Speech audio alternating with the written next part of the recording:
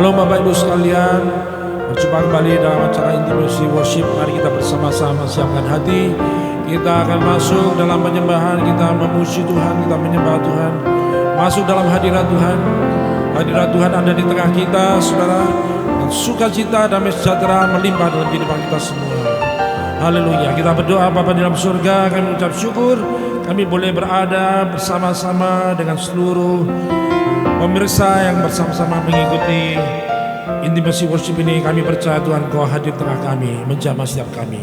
Dalam nama Tuhan Yesus kami bersyukur, berterima kasih akan kebaikan Tuhan. Haleluya.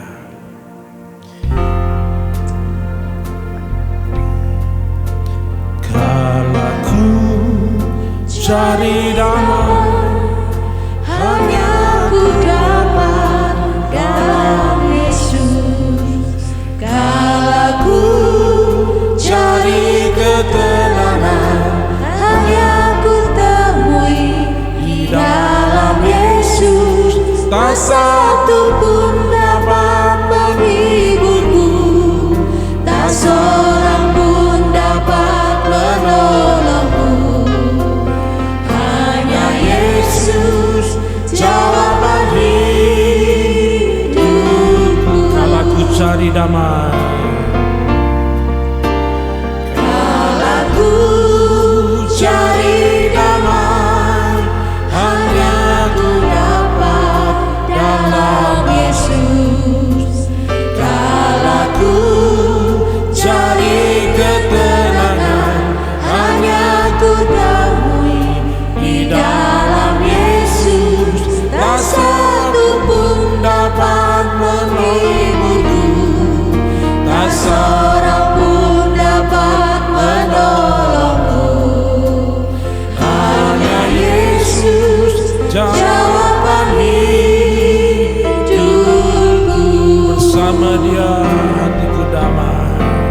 Bersama Dia hatiku damai, Walau dalam lembah kegelapan, bersama Dia hanya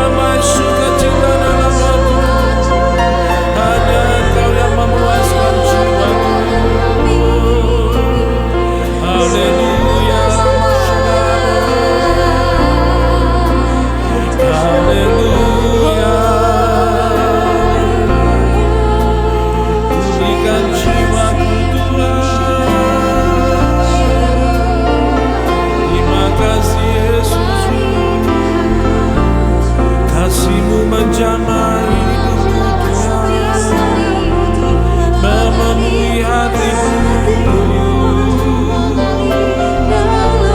Kasih dari surga mengalir dalam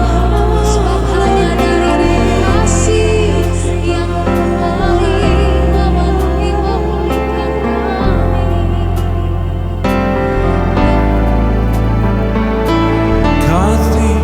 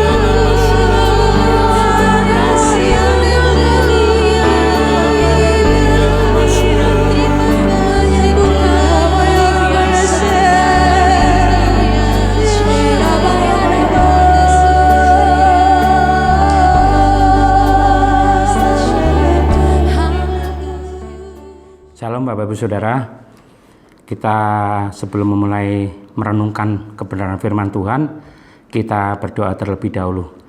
Kami mengucap syukur pada hari ini, Tuhan beri hari yang baru, kami boleh menikmati hari ini. Kami mengucap syukur apapun yang sedang akan kami lakukan hari ini, kami ingin memulai terlebih dahulu dengan merenungkan kebenaran firman-Mu. Di dalam nama Tuhan Yesus Kristus kami mengucap syukur dan berdoa.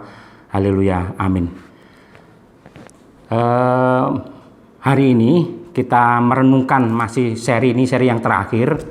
Jadi 4 kali renungan masih berbicara tentang kasih karunia Allah. Ya, jadi kalau yang sebelum ini kita berbicarakan perbuatan, ya. Saya sudah menyebutkan 2 perbuatan, yang satu sudah kita bahas kemarin, perbuatan yang baik. Kemudian hari ini kita membahas bahwa perbuatan apa lagi yang bisa mendukung iman percaya kita kepada Yesus, ya. Hari ini kita buka sama-sama di dalam Yohanes 6. Yohanes 6 ayat 40, saya bacakan. Sebab inilah kehendak Bapa-Ku, yaitu supaya setiap orang yang melihat Anak dan percaya kepadanya beroleh hidup yang kekal, dan supaya Aku membangkitkannya pada akhir zaman.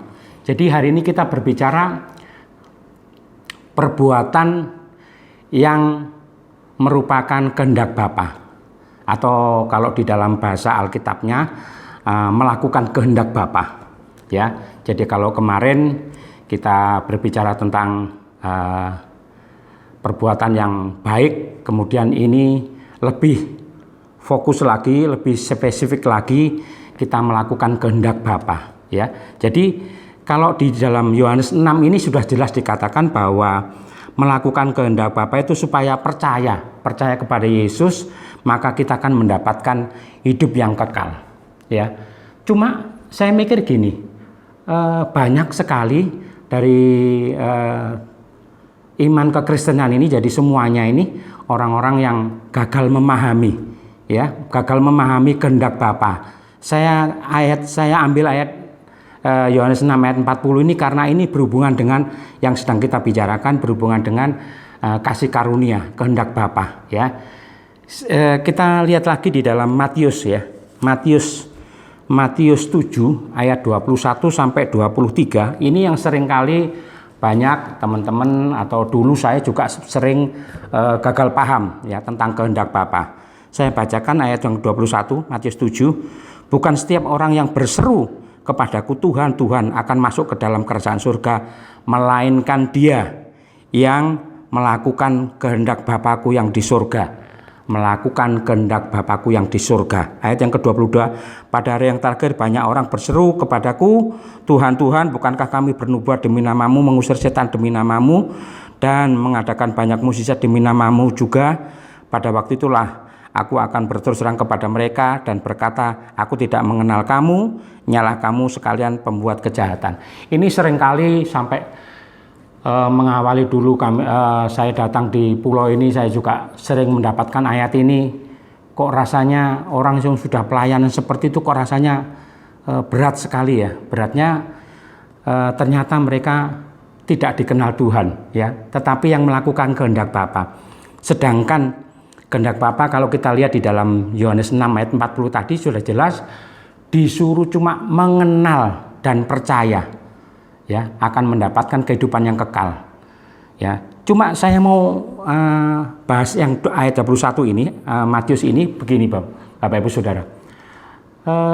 Kadang-kadang kita memang minta maaf kalau orang sudah terposisikan seperti ini adalah golongan-golongan yang advance intermediate, ya, bukan golongan jemaat biasa. Mereka sudah mendapatkan karunia nubuatan, karunia macam-macam, pokoknya itu mereka pelayanan.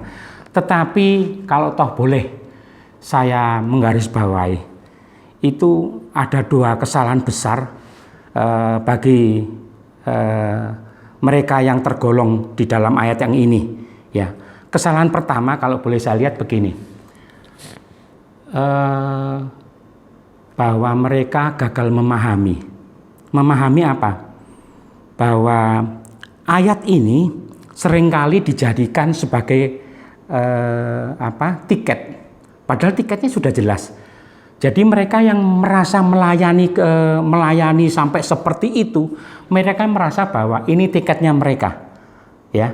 Jadi gagal paham memahami bahwa perbuatan-perbuatan yang dilakukan itu bukan tiket menuju kerajaan surga, tetapi itu adalah pemberian, ya, pemberian, dan kita hanya melakukannya. Tetapi golongan ini mengatakan bahwa mereka sudah melakukan banyak hal, ya, melakukan banyak hal sehingga mereka tertolak. Saya memahami betul situasinya, ya, tetapi izinkanlah saya mau menggarisbawahi bahwa kesalahan yang kedua, ya, dia gagal memahami karena dijadikan sebagai tiket. Yang kedua, bahwa saya melihat budi pekerti lagi, ya. Kalau nggak boleh dibilang sebagai cacat tabiat, jadi budi pekertinya kurang bagus. Seharusnya mereka ini yang golongan ini, intermediate advance ini, mereka seharusnya menganggap bahwa apa yang dikerjakan ini hanyalah tugas, bukan sebagai sesuatu yang harus dibanggakan, bukan sebagai sesuatu yang harus mendapatkan timbal balik dari Tuhan, ya. Jadi kalau kita lihat bahwa perbuatan ini sepadan atau sejajar dengan pada waktu saya menerangkan Yusuf bertemu dengan kepala juru minum, ya. Mereka, Yusuf pada waktu itu kan bilang, ingatlah aku ya, nanti kalau kamu sudah bebas dari ini, ingat aku. Maksudnya itu supaya Yusuf ini jangan sampai tertekan di dalam situasi itu. Nah, ini juga kalau nggak boleh dibilang separalel, sepadan dengan apa yang diperbuat Yusuf. Cuma bedanya objeknya lain, ya. Jadi mereka ini mengatakan, Tuhan, mbok ingat aku sudah berbuat banyak. Ini berbicara tentang ketulusan hati. Jadi berbicara ketulusan hati itu bukan saja kepada manusia saja, tetapi kepada Tuhan, ya. Minta maaf ini saya bilang bahwa kepada Tuhan kita pun juga harus tulus. Kita dikasih Tuhan, kemudian kita melakukannya untuk bernubuat, mengusir setan. Tetapi kalau kalimat ini terpaksa kita lakukan, maka kita ini menjadi golongan yang cacat tabiat kita, budi pekerti kita nggak baik. Ya, seharusnya ya sudah, nggak usah diperbuat seperti itu, nggak usah diem aja. Ya, itu juga dari Tuhan. Kenapa kita mesti harus menggugat bahwa oh ini artinya bahwa tabiat kita kurang baik. Kalau nggak boleh dibilang cacat tabiat, ya. Jadi kalau menurut saya di dalam Efesus 2 ayat 9 itu dikatakan janganlah ada yang bermegah diri karena semua itu pemberian. Nah, ini menurut saya ini juga golongan orang yang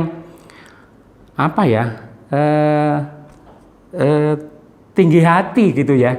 Jadi mereka sudah merasa bahwa mereka mengadakan mujizat karena mereka mungkin sudah difasilitasi oleh orang-orang yang sedang mereka dapatkan timbal baliknya itu, ya. Jadi dua perkara ini kalau menurut saya menjadi penting supaya kita nggak gagal fokus kepada ayat 21 ini, karena bukan kita menuruti kehendak Bapa ini, bukan kita melakukan mujizat banyak, itu bukan. Sederhana sekali kehendak Bapa itu, percaya dan kita mendapatkan kepada kehidupan yang kekal, itu saja, bukan ini. Kalau ini kita balik, ya jadi masalah. Akhirnya apa? Tuhan nggak kenal kita. Jadi kalau menurut saya, supaya kita ini dikenal Tuhan, ya, kita ini dikenal Tuhan, nggak menang karena pembuat kejahatan ini, maka menurut saya bahwa apa yang kita lakukan ini kita anggap sebagai perbuatan-perbuatan biasa, bukan perbuatan sebagai kunci, sebagai tiket untuk mendapatkan menuju ke dalam kerajaan surga. Kalau perbuatan-perbuatan mengusir setan, kemudian menyembuhkan orang sakit, itu kita anggap sebagai perbuatan-perbuatan yang baik, ya. Kemudian dengan kerendahan hati kita tetap fokus kepada kasih karunia, kita percaya, ya, kita percaya kepada Yesus.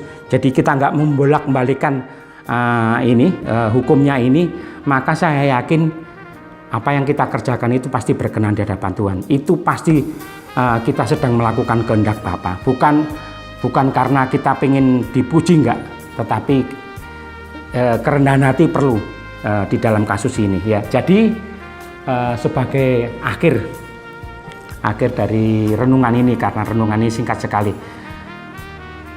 melakukan kehendak Bapa ini dibutuhkan suatu ketulusan hati, supaya apa yang sedang kita kerjakan ini betul-betul kita ini nggak merekayasa bahwa menurut kita ini adalah kehendak Bapa. Enggak, sederhana sekali. Kita supaya mendapatkan kehidupan kekal itu kita percaya kepada Yesus, itu saja ya. Bukan terus kemudian kita mengadakan banyak mukjizat ya. Itu renungan yang sangat singkat sekali pada hari ini. Biarlah apa yang menjadi renungan ini boleh menjadi berkat bagi kita semuanya ya. Tuhan Yesus berkati. Kita berdoa terlebih dahulu. Untuk firman Tuhan kami mengucap syukur. Hari ini hambamu sudah selesai menyampaikan apa yang menjadi rema tentang kehendak Bapa, yang merupakan rangkaian dari kasih karunia yang sedang kami sampaikan. Tuhan, terima kasih. Biarlah kiranya siapapun yang mendengar, yang melihat acara ini boleh semakin mengerti dan semakin tidak gagal memahami bahwa apa yang sedang dikerjakan ini hanyalah perbuatan biasa, bukan sebagai tiket untuk mendapatkan jalan menuju kepada kota Allah. Terima kasih Tuhan.